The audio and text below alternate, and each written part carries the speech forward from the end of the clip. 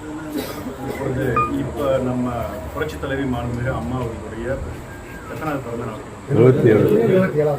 77வது பிறந்த நாளில் சிறப்பாக செயல்பட வேண்டும் என்று நாம் அனைவரும் ஒன்றாக கூறியிருக்கின்றோம். ஏனென்று சொன்னால் 77 அப்படின்னு அந்த நம்பரை எடுத்து நீங்கள் யோசிச்சு பார்த்தீங்கன்னா, அனைத்து இந்திய அண்ணா திராவிட முன்னேற்ற கழகம் புரட்சித் தலைவர் தோற்றுவிக்கப்பட்ட 72 தோற்றுவிக்கப்பட்டு தமிழகத்தில் முதலாக ஆட்சி வருடம் அதே 77வது பிறந்த நாள் தினத்தில் நாம் இந்த களத்தில் ஒரு ஒரு ஒரு மாதிரி ஒரு கொஞ்ச காலம்தான் அந்த போராட்டத்தில் நம்ம நின்று கொண்டிருக்கின்றோம். புரட்சித் தலைவர் இந்த இயக்கத்தை ஆரம்பிக்கும் போது அவர் சந்திக்காத போராட்டம் கிடையாது. அவருக்கு பிறகு புரட்சித் தலைவர் மாண்புமிகு அம்மா அவர்கள் மறைவிற்கு பிறகு புரட்சித் தலைவர் மறைவிற்கு பிறகு அம்மா அவர்கள் இந்த இயக்கத்தை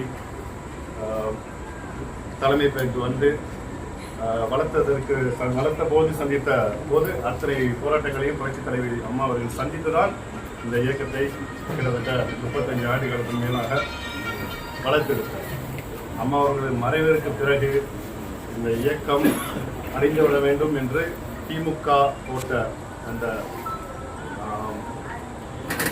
திமுக செய்த அந்த சூழ்ச்சியை முறியடித்து நம்மளுடைய கழக ஒருங்கிணைப்பாளர் அவர்கள் அம்மாவுடைய ஆட்சியை 5 ஆண்டுகள் நிறைவு செய்ய வேண்டும் என்ற ஒரே நோக்கத்தோடு மட்டும்தான் எடப்பாடி பழனிசாமி அவர் செய்த அத்தனை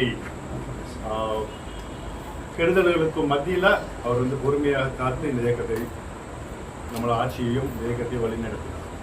ஆனால் அதற்கு பிறகு எடப்பாடி பழனிசாமி அவருடைய சூழ்ச்சி பல்வேறு வகையில் அவங்களுக்குலாம் தெரிய அதிகமாக நான் சொன்னால் ரொம்ப நேரம் சொல்லணும். இன்னைக்கு நம்ம இந்த மாதிரி ஒரு சூழ்நிலையிலையும் இந்த தேனி மாவட்டத்தில் நீங்கள் அனைவரும் ஐயா அவர்களுக்கு பின்னாடி நின்று பக்கபலமாக நீங்கள் வருகிறது செயல்பட்டு கொண்டிருக்கிறத பார்க்கும்போது உண்மையிலே உங்களை பார்க்கும்போது மிக மகிழ்ச்சியாக இருக்கிறது. அதுபோல நம்ம இன்னைக்கு ஒரு பக்கம் நீதிமன்றம் அந்த போராட்டத்தில் நம்ம பல விஷயங்களில் நாம் அந்த வழக்குகளில் நம்மளுடைய தீர்ப்புகள் வேற மாதிரி போயிருந்திருக்கலாம். எலெக்ஷன் கமிஷன்ல இப்ப நம்ம போராட்டத்தை நம்ம தட்டி நம்ம உள்ள போயிட்டோம். இப்ப நமக்கு இறுதியாக சென்னை உயர்நீதிமன்றம் நமக்கு ஒரு சாதகமான ஒரு தீர்ப்பை அளித்திருக்கின்றது. நம்ம இயக்கம் வளரும் பொழுது நீங்களே நான் அதிகமாக சொல்ல வேண்டாம், அங்கே அறிஞர் செயல்கான் இருக்காரு, பல வரலாறுகள் படைத்த இந்த இயக்கம் ஒவ்வொரு காலகட்டத்திலையும் ஒரு இருட்டை சந்திக்கும். அந்த இருட்டு நிரந்தரமாக கிடையாது. ஒரு இரவுக்கு பிறகு எப்படி ஒரு விடியல் வருகிறதோ அது போலதான் இப்பொழுது அந்த அனைத்து அண்ணா திராவிட முன்னேற்ற கழகத்தை ஒரு இருள் சூழ்ந்திருக்கின்றது. அந்த இருளை நீக்கி விடியலை தரக்கூடிய ஒரு செயல்பாடு ஒரு விஷயமாக அது உங்கள் கையில் இருக்கின்றது.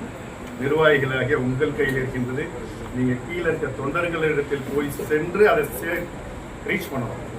அப்பதான் நம்ம புரட்சித் தலைவருக்கும் புரட்சித் தலைவி அம்மா அவர்களுக்கும் இந்த இயக்கத்தின் மூலமாக நாம் இந்த லெவல்ல வந்திருக்கோம்.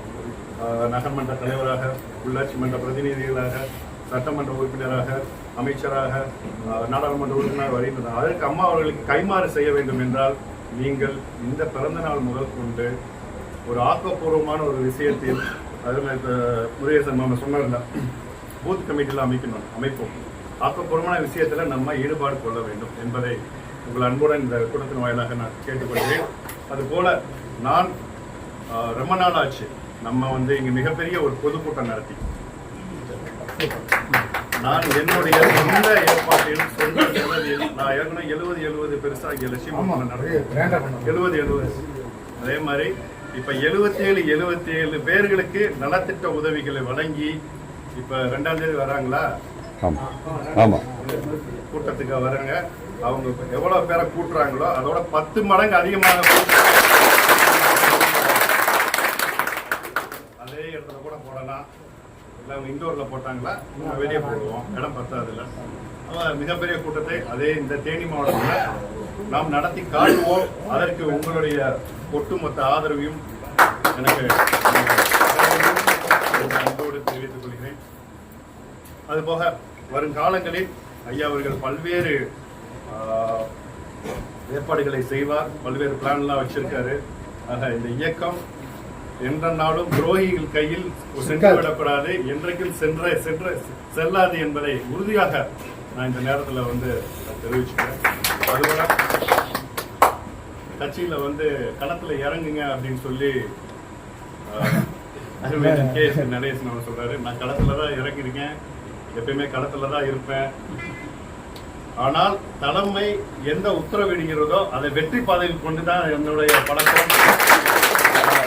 தலைமை உத்தரவிட்டால் நான் எதையும் எந்த தியாகத்தையும் செய்வதற்கு தயாராக இருக்கின்றேன் என்று அந்த காலத்திலிருந்து தலைமைக்கு கட்டுப்பட்டவன் என்பதை இந்த நல்ல நேரத்தில் தெரிவித்துக் கொண்டு, நீங்கள் இன்னும் அதிகமான ஒரு எழுச்சியோடு எதிர்காலம் நம் கையில் இருக்கின்றது. வருங்கால அரசியலில் நாம் மக்கள் பிரதிநிதியாக உறுதியாக இங்கே இருக்கிறவங்க அனைவரும் அமர்வீர்கள் என்ற ஒரு உத்தரவாதத்தை இந்த நேரத்தில் வந்து சபதமாக நான் சொல்லிக் கொள்கிறேன். நீங்கள் இந்த 77வது பிறந்த நாளிலிருந்து அம்மாவோட பிறந்த நாளில் முதற்கொண்டு இந்த இயக்கம், இந்த தமிழகம் நம் கையில் என்ற ஒரு எண்ணத்தோடு நீங்கள் செயல்பட வேண்டும் என்று உங்களை எல்லாம் அன்போடு நான் பணிவன்போடு கேட்டுக்கொண்டு வாய்ப்புக்கு நன்றி.